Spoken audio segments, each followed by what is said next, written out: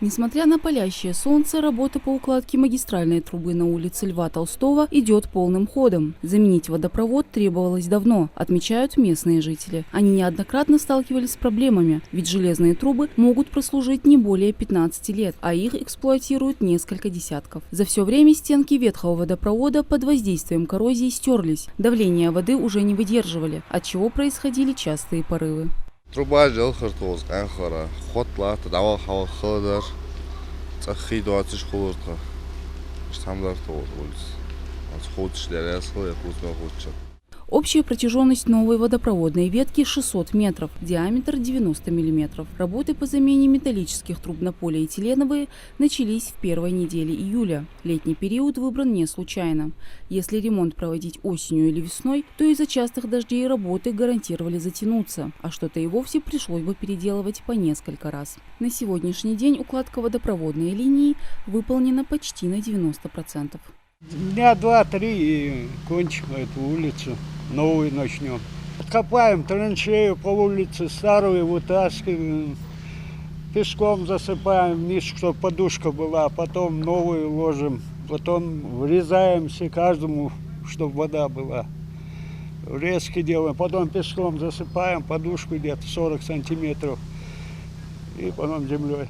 На время укладки новой трубы жители без воды не остались. Отключают ее только на том участке, где на данный момент ведется работа, и им администрация города осуществляет подвоз. Гарантия новых пластиковых труб 60 лет, а прослужить они смогут лет 100, утверждают специалисты. Они выдерживают нагрузку в 18 атмосфер. Этого более чем достаточно для города Сунжа. Через пару дней порядка 100 домов, расположенных на этой улице, точно будут бесперебойно обеспечены водой.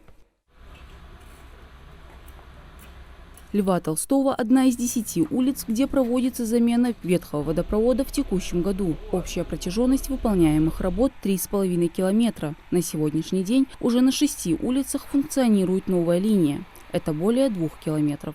С 2021 года администрация города, у нас есть план замены ветхих водопроводов на территории города, произведена замена 5,5 километров.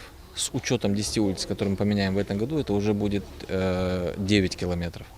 То есть уже на сегодняшний день, если сравнивать с аналогичным периодом 2021 года, количество порывов водопроводных сетей во внутренних разводящих сетях на территории города снизилось порядка на 70%. То есть если у нас 70-75 порывов происходило в 2021 году, сегодня в месяц, то сегодня в месяц у нас происходит не более 15.